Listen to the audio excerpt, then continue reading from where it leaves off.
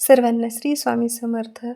आणखीन एका नवीन व्हिडिओमध्ये तुमचं सर्वांचं खूप सारं स्वागत करते. सकाळची सगळी कामं आटोपली होती. दारात झाडून सुंदर अशी रांगोळी वगैरे काढून मी माझं सर्व काम आटोपून देवपूजा करून घेतली.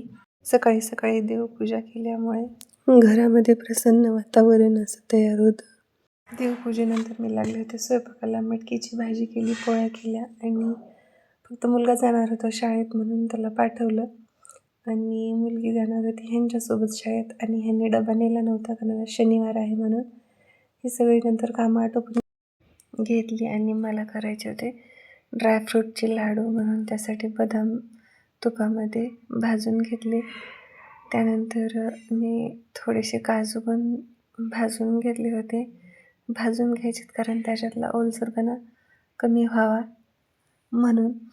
आणि त्याच कढईमध्ये मी तूप घालून घेतलं आणि खोबऱ्याचा आणि खारकेचा कूट करून अगोदरच मी घेतला होता करून आणि तो त्या तुपामध्ये भाजून घ्यायचा आहे. तो पण छान भाजून घ्यायचा आहे कारण खारकेचा आणि खोबऱ्याचा तो ओलसरपणा कमी व्हावा म्हणून तो तुपात भाजून घ्यायचा आहे.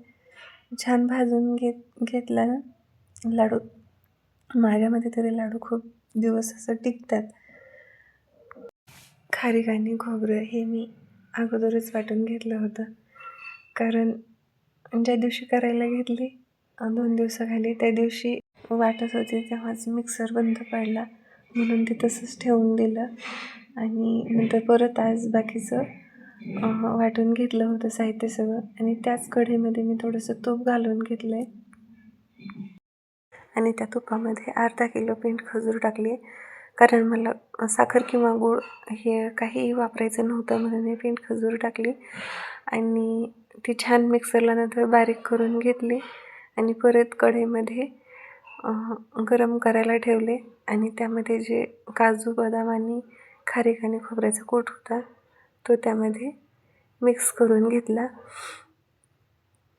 छान मिक्स करून घेतल्याच्यानंतर हे सगळं मिश्रण असं मिसळून घेतले आणि लाडू वळायला घेतले. काही कोरडं वगैरे काहीच होत नाही. खूप छान लाडू वळता येतात हे बघा आणि पटापट होतात. काही कोरडं पडत नाही. थंडीमध्ये दरवर्षी मी असेच लाडू करते पण मी दरवर्षी गूळ वापरत होते पण म्हटलं चला यंदा पिंट खजूर वापरावी म्हणून पिंट खजूरच वापरली. अशा पद्धतीनं मी हे सारे असे लाडू वळून घेतले आणि अजिबात कडक होत नाहीत. हे मऊच राहतात. आणि ज्यांना म्हणजे शुगर वगैरे आहे ते पण खाऊ शकतात कारण आपण ह्याच्यामध्ये साखर किंवा गुळाचा अजिबात वापर केलेला नाही. पेंट खजूर आहे आणि पेंट खजूरही आरोग्यास खूप चांगली असते.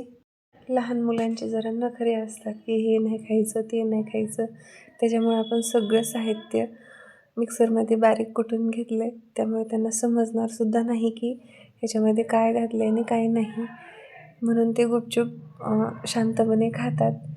रुद्रांशचं तसंही खूप सुरू होतं की ड्रायफ्रूटचे लाडू खायचे माझ्या मिसनं सांगितले हेल्दी असतात म्हणून. आणि ही दुपारची एक्स्ट्राची काही कामं केली की ही परत एक्स्ट्राची भांडी पडतात आणि हा पसारा परत एकदा आवरून घेतला. भांडे वगैरे पडलेले घासले. व्हिडिओ आवडला तर कमेंट करून सांगा.